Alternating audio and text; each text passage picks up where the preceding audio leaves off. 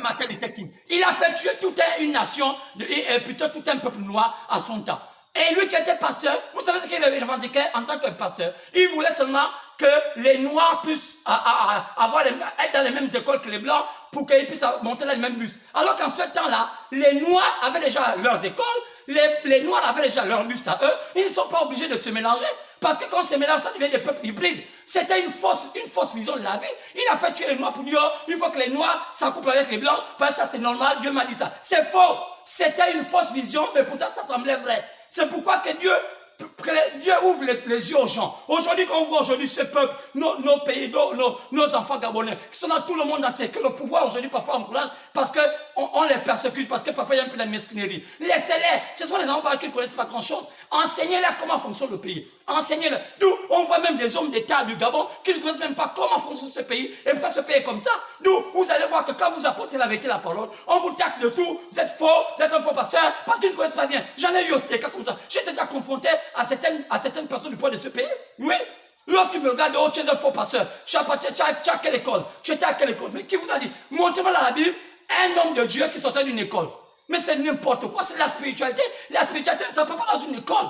Il faut un homme préparé qui vous montre le chemin. Après, Dieu se révèle à vous. C'est pourquoi c'est malheureux que le Gabon soit assis dans cet état, parce que je vous dis, peut-être que dimanche, on va avoir des révélations sur le Gabon. On va en parler, vous allez voir qu'est-ce qui se passe avec ce pays. Pourquoi ce pays n'est jamais en guerre? Pourquoi? On a besoin de savoir certaines choses. Peut-être que je ne pourrais pas avoir le temps de vous dire tout, parce que vous savez que vous êtes comme des inconnus, vous les Gabonais. Vous êtes endurcis. Alors, je vais vous donner quelques indices.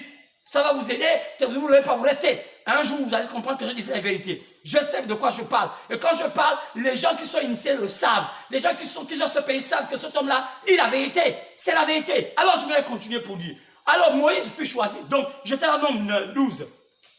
Nombre 12. Oui, c'est nombre 12, je crois que c'est ça. Regardez comment Dieu suscita Moïse. Quels étaient les particularités avec Moïse dans nombre 12? Ah oui, je crois, je voulais avoir cela. Ça va vous permettre de bien comprendre la parole. Oui, Nombre chapitre 12. Nombre chapitre 12. Bien sûr, Nombre chapitre 12. Partant du verset 5. C'est l'Éternel qui parle. L'Éternel est descendu dans la colonne de feu. Et il se mit, et il s'éteint, où à l'entrée de la tente. Et il appela Aaron et Marie, qui s'avançaient, tous deux. Et il dit, écoutez bien mes paroles. Lorsqu'il y aura parmi vous un prophète, c'est dans une vision que moi, l'Éternel, je me révélerai à lui. C'est dans un songe que je lui parlerai. Il n'en est pas ainsi de mon serviteur Moïse. Il est fidèle dans toute ma maison. Je lui parle de bouche à bouche. Je me révèle à lui sans énigme. Il voit une représentation de l'Éternel. Il voit une représentation de l'Éternel. Pourquoi lui parlez-vous comme ça? Donc, Moïse, la particularité de lui, c'était qu'il pouvait parler à Dieu de bouche à bouche. Il ne dormait pas. C'est exactement ça. C'est ce qui a amené, quand vous voyez que Moïse partait à la montagne parler à l'Éternel. Il voit une représentation comme humaine. Donc, il était particulier. Il dit, si ce n'est pas un prophète comme les autres. Donc, de l'Ancien Testament jusqu'à la fin de l'Ancien Testament, Moïse fut celui qui mit la plateforme, la base de la croyance en Israël. Que ce soit Isaïe, l'un des plus grands prophètes du monde, que le monde n'ait jamais connu, qui a écrit toute la Bible, de la Genèse de l'Apocalypse, il en a eu 66 livres. Car la Bible n'a que 66 livres. C'est cette manière. Après ça, ce sont des fausses Bibles. La Bible n'a que 66 livres. Alors, Isaïe les a écrits. Vous remarquez bien, Isaïe, c'est lorsque Dieu lui parlait, la base de la croyance d'Isaïe, c'est basé sur ce que Moïse avait dit. Donc, tout l'Ancien Testament était basé sur la loi. Aucun prophète disait qu'on va sortir hors de la loi, malgré les prophéties qu'il faisait. Mais leur vie de la parole était basée sur ce que disait Moïse. Pourquoi? Parce que Moïse était le plus grand de tous, jusqu'à Malachie. C'est lorsque Jésus vient que tout change. Donc, on peut dire que Jésus est comme la clé de voûte. Celui qui a fait basculer de l'Ancien Testament au Nouveau Testament. Donc, ne jouez pas avec ça. Alors, on peut citer autant de choses. C'est Moïse qui a annoncé pour la première fois la venue de Jésus sur terre. C'est Moïse qui a annoncé la venue du message du temps de la fin pour la première fois. Regardez ça, Deutéronome 18. Il parle de Deutéronome 18, Deutéronome 18, 15, et après il parle de la venue de Jésus. Ça, c'est Deutéronome 18, 15, et la venue du message du temps à la fin, c'est Deutéronome 18, 16. Pourquoi la différence? J'ai remarqué que Deutéronome 18, 15 dit qu'un prophète comme moi, un frère parmi vous, il naîtra parmi vous. Il ne parle pas de Jésus. Parce que Jésus était d'abord un juif, donc un frère de Jésus. C'est exactement ça. Mais quand il parle de Deutéronome 18, partant du verset 15 et 16, autant pour moi, il dit, souvenez-vous de ce que vous m'avez demandé à Horeb. Vous avez remarqué que quand on repart dans Malachie 4, partant du verset 5 à 6, on rappelle tout la fin que c'était passé à Horeb. Pourquoi? Parce qu'il y a eu quelque chose qui était passé à Horeb. On a dit que désormais, le peuple ne voulait plus que Dieu leur parle directement, parce que ça les faisait peur. Il y avait des tremblements. Ils avaient laissé que Dieu parle au travers d'un homme, et pour cet homme-là représente Dieu. C'était le peuple qui a demandé cela. C'est exactement ça. Donc on dit comme c'est que c'était passé au rêve. Alors il a dit, je vous enverrai aussi Élie le prophète, là-bas. Donc, vous voyez ça dans l'approche chapitre, plutôt Malachie 4, verset 5 à 6. Lisez ça, vous allez voir qu'on parle de rêve là-dedans. Pourquoi? C'est un indice. Donc, quand on regarde bien, Moïse avait une particularité, il avait 3 signes qui l'accompagnaient. Il avait la guérison par la lèpre, la main qui était devenue lépreuse, qui après ça a changé. Il y avait aussi le serpent, qu'il avait jeté le bois est devenu serpent. Mais c'est des symboles. Qu'est-ce que symbolisait cette lèpre-là? C'était la guérison. La maladie et la guérison. Qu'est-ce que symbolisait ce serpent-là? Mais c'était la voyance, parce que vous voyez qu'il y a une femme qui suivait les Paul et Silas. Et lorsqu'il disait que ceux-là, ce sont des enfants venant de Dieu dans Actes, cette femme a dit, elle avait l'esprit du python. Quel était l'esprit du python? Mais regardez dans l'histoire, dans nos croyances, et même dans la croyance de ceux qui ont commencé le monde occulte, la famille de Osiris, Isis, qu'on appelle Zeus. Regardez bien, comment il symbolisait celui qui avait le don de la voyance. C'était le serpent. Donc, c'est pourquoi, quand Moïse a amené le serpent, Pharaon aussi connaissait ça parce que Pharaon avait récupéré tout ce qui s'est passé en Chaldée. Il avait pris ça comme symbole. Donc, ne pensez pas que Pharaon était puissant. Pharaon n'avait fait que récupérer ce qui s'est passé là où tout avait commencé avec la famille de Nimrod et qui, je ne sais plus, sa mère Sémiramis, qu'on appelait Osiris. C'est cela, ce sont les détenteurs, pour la première fois, la religion trinitaire, la religion polythéiste qu'on appelle plusieurs dieux. Mais tout cela, est-ce que vous ne voyez pas que les Gabonais ont besoin d'être enseignés pour sortir de là? C'est cette religion polythéiste que les Américains se sont détournés de Dieu alors qu'ils avaient le vrai Dieu, mais ils se sont détournés du vrai Dieu pour adopter un christianisme pâle. Donc vous allez voir que ce sont les Américains qui ont commencé à faire en sorte que les femmes prêchent l'évangile sur la terre. Mais c'est le diable. Mais ça ne veut pas dire qu'on est les femmes. On dit, oh non, nous ne sommes pas misogynes. Paul a dit que ce n'était pas possible, même en Israël, jamais. J'ai vu même dans l'histoire des femmes qui me disent que non, Marie Magdala aussi prêche. C'était n'importe quoi. C'était un rituel. C'est ce qui a fait que le Gabon puisse entrer dans les ténèbres. Vous allez voir que le Gabonais, même par ces rituels, il n'était pas permis qu'un homme se fasse initier au rituel des femmes, à une femme se fasse initier au rituel des hommes. Mais alors, dès que les Gabonais ont commencé à faire ces choses-là, ce pays-là a chamboulé. On a commencé à voir l'arrivée des homosexuels. Pourquoi? Parce qu'un homme qui était parmi les femmes commençait à être efféminé. Ça, c'est la science qui montre cela. Ce sont les influences. Regardez nos enfants qu'on élève autour des jupons, des mamans, tout ça. Vous allez voir qu'ils sont un peu plus faibles. Mais ceux-là qui sont devant les papas, c'est quoi? C'est là où on a commencé à mettre une cellule de base.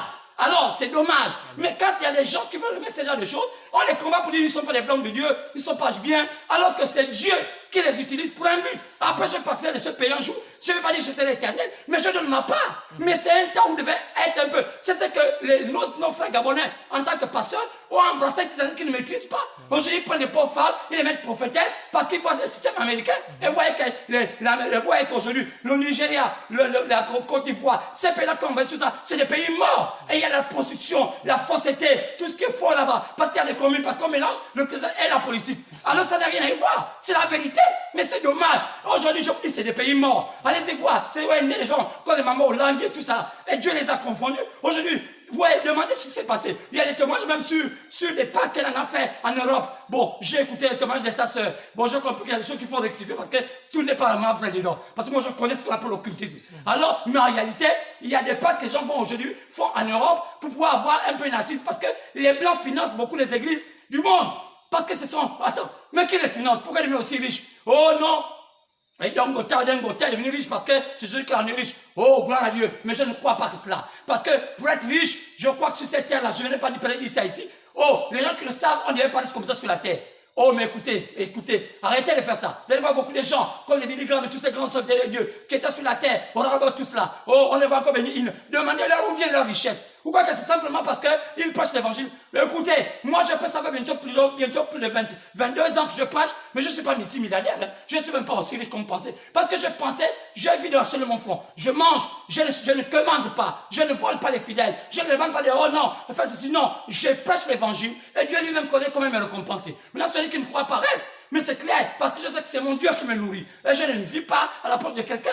C'est pourquoi c'est cela. Donc, je voulais continuer pour dire que, après cela, alors que ça fait 4 minutes, oh, peut-être qu'on reviendra plus tard, vous comprenez que, alors, après cela, il est prévu que, de Moïse, après venait Jésus, mais il fallait qu'il y ait un dernier. Et la Bible dit que dans le livre de Matthieu 17, partant du verset 10 à 11, on dit qu'il viendra Élie. Élie a un but, c'est de rétablir toutes choses. Donc, on voit qu'il y a 3 fonctions là-dedans. Il y a une fonction qui joue le Père, il y a une fonction qui joue le Fils, quand Jésus a joué le rôle du Fils, mais il y a une fonction qui va jouer le Saint-Esprit. Quand le Saint-Esprit d'abord, il y a des dons, mais le Saint-Esprit lui-même, c'est Dieu sur la forme d'une fonction. Oh, j'avais beaucoup de choses à vous montrer ici, là. Et oui, quelques citations, peut-être William Branham qui parle, même quelques citations de certaines personnes, mais je vais vous préciser cela, et je vais vous montrer cela clairement, car c'est 3 fonctions qui étaient en action pour éclairer la terre, et chacun a eu son temps, un temps de paternité, un temps de filiation, un temps de l'Esprit Saint. C'est quand Jésus parle dans le livre de Jean 16, partant verset 12, que je ne peux pas vous dire tout. Quand le consolateur viendra, quand celui qui va jouer le rôle du Saint-Esprit viendra, celui qui va venir éclairer la tête de toutes choses, pour qu'on sorte de la confusion. Le mari de nuit, les femmes de nuit, oh, tu es une merci mystique, oh, la nuit est sortie du ventre, oh, il y a trop de confiance sur la terre, et c'est le temps aujourd'hui qu'un message vienne éclairer toute la terre. Car il n'y en a que 3. Maintenant, il y a ceux qui les accompagnent. Vous allez comprendre, il y a tellement, surtout des côtés de ceux-là, qu'on appelle les brahmistes aujourd'hui, qui sont vraiment, ils dans tous les sens.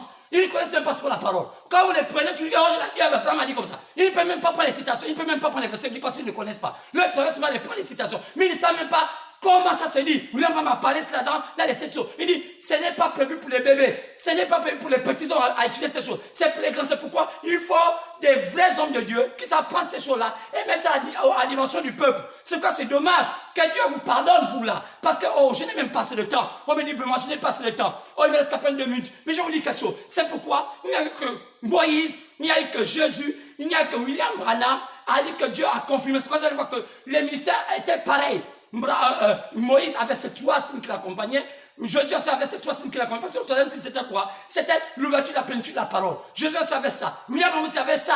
C'est pas c'est le dernier. Il n'y a pas un autre prophète. L'Afrique n'a jamais eu de prophète. L'Europe n'a jamais eu de prophète. Les prophètes n'étaient nés seulement qu'en Israël. Et il y a eu seulement un seul aux États-Unis. Je vais vous montrer pourquoi le bien américain, vous allez voir qu'il y a un œil. Oh, on dit c'est Illuminati. C'est faux, c'est une prophétie. Comme quelqu'un l'avait fait.